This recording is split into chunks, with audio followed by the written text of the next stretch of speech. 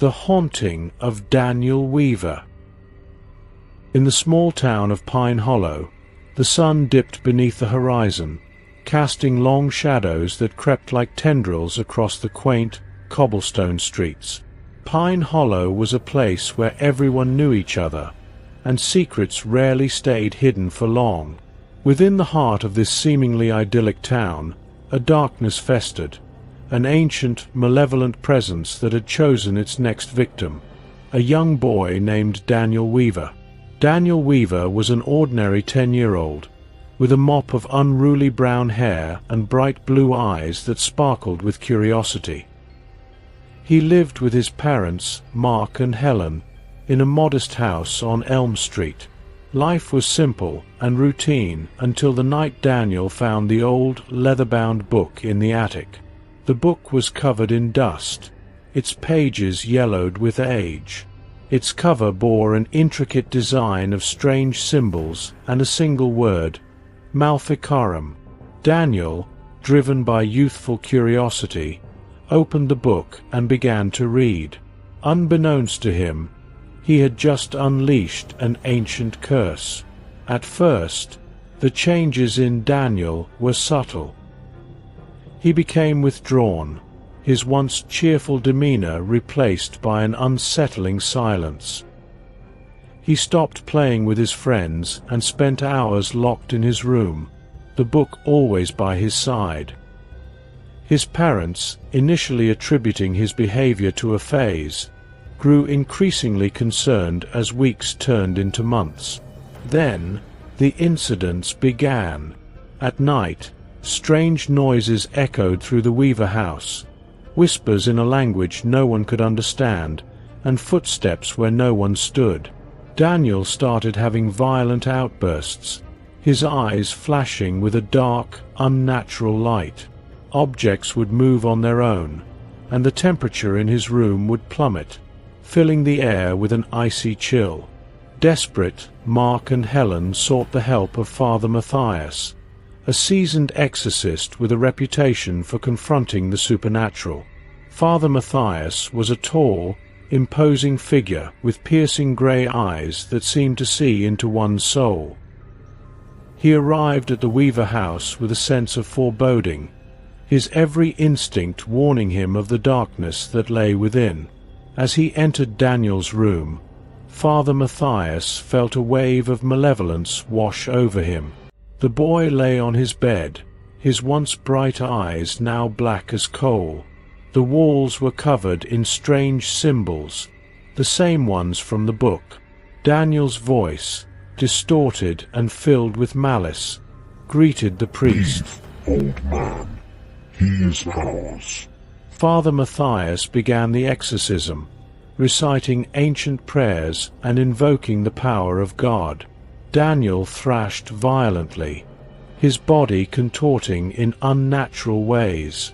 The room filled with an oppressive darkness, and the temperature dropped further, frost forming on the walls. The exorcism stretched on for hours, the entity within Daniel resisting with all its might.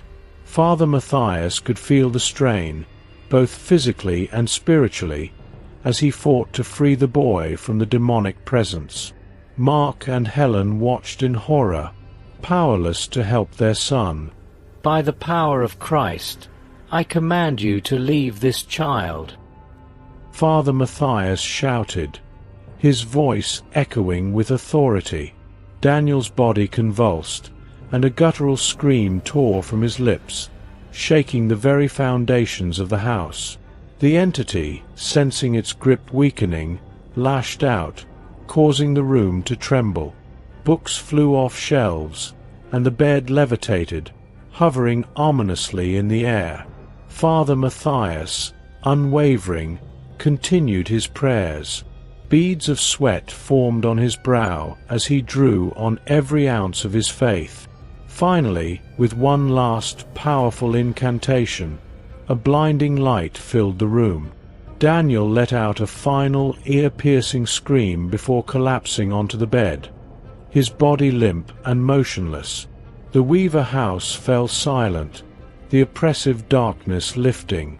Daniel's eyes fluttered open, now clear and blue once more.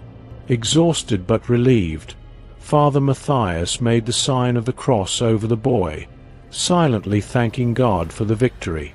Daniel recovered slowly, the memories of his ordeal fading like a bad dream. The book, now locked away in the church's vault, served as a grim reminder of the horrors that lurked beyond the veil of the ordinary. As for Pine Hollow, the town returned to its peaceful routine, the events of that fateful night whispered about in hushed tones. But those who knew the truth understood that the battle against darkness was never truly over, and as long as evil existed, there would always be a need for those brave enough to stand against it. Father Matthias remained vigilant, ready to confront whatever darkness came next, for he knew that in the quietest of towns, the most terrifying secrets often lay hidden just beneath the surface. The Haunting of Jonathan Blake. Jonathan Blake was an ordinary boy from an ordinary town, growing up in a modest home on the outskirts of Savannah, Georgia. His life, like any 10-year-old's, was filled with school, friends, and adventure. But Jonathan had always been different in ways he couldn't quite explain. He was more sensitive, more in tune with the unseen. Little did he know, these qualities would soon lead him into a realm of horror beyond his wildest nightmares. It began subtly. At first, Jonathan would wake up in the middle of the night to find his room unbearably cold, no matter the season. Objects would shift slightly from where he left them. His parents, attributing these occurrences to his overactive imagination, paid little attention. But Jonathan knew something was wrong. He felt watched, even when he was alone. One evening, as the family sat down for dinner, Jonathan's father, Richard, noticed his son's odd behavior. Jonathan was unusually quiet, his eyes distant and unfocused. His mother, Margaret, tried to engage him, but he responded in monosyllables, if at all. That night, Jonathan's screams shattered the silence of their home. His parents rushed to his room, finding him thrashing in his bed, his face contorted in terror. "What's wrong, sweetheart?" Margaret asked. Jonathan's eyes, wide with fear, locked onto hers. "They're coming for me. They say I belong to them." The incidents escalated quickly. Jonathan's behavior grew increasingly erratic. He would speak in languages he had never learned, his voice guttural and filled with malice. He exhibited unnatural strength, throwing furniture across the room with ease. Dark bruises and scratches appeared on his body, as if inflicted by invisible claws.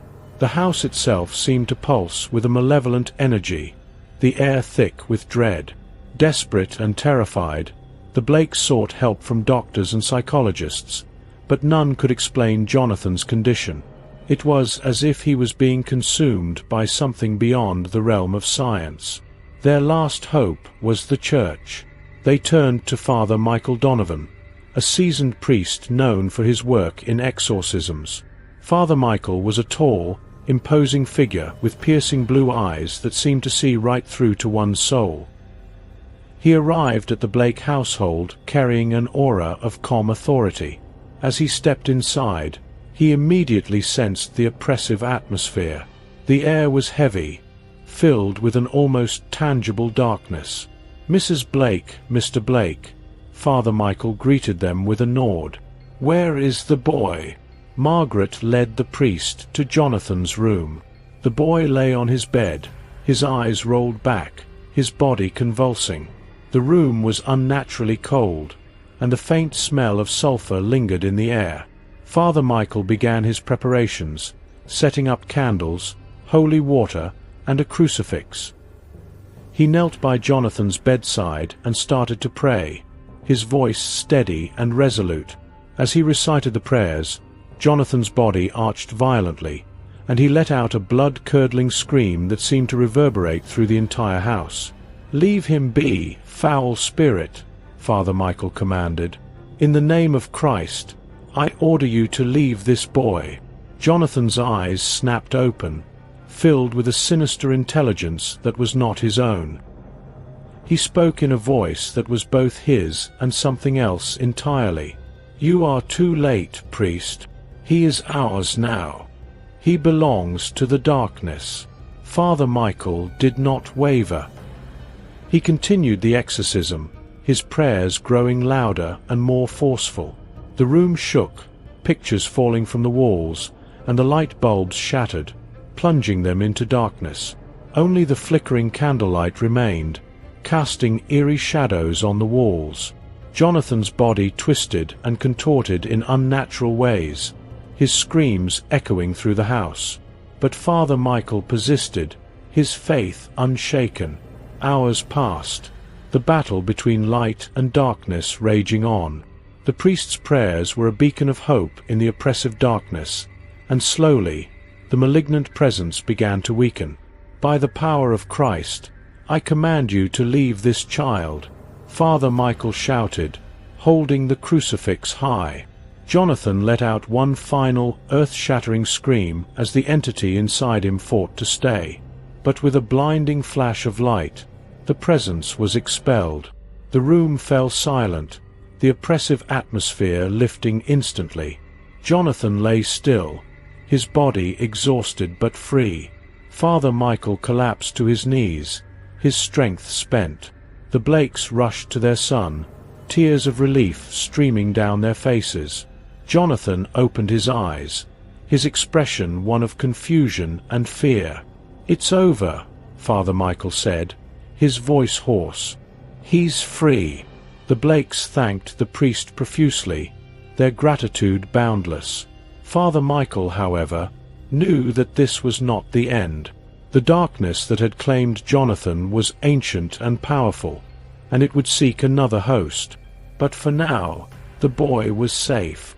Jonathan recovered slowly, the memories of his possession fading like a bad dream. But he would never forget the feeling of being watched, of being hunted by something beyond comprehension. The Blakes moved to a new town, hoping for a fresh start, but the scars of their ordeal remained. As for Father Michael, he continued his battle against the forces of darkness, knowing that evil was always lurking, waiting for a moment of weakness. He had saved Jonathan, but many more needed his help, and so he prayed, his faith unwavering, ready to face whatever horrors lay ahead.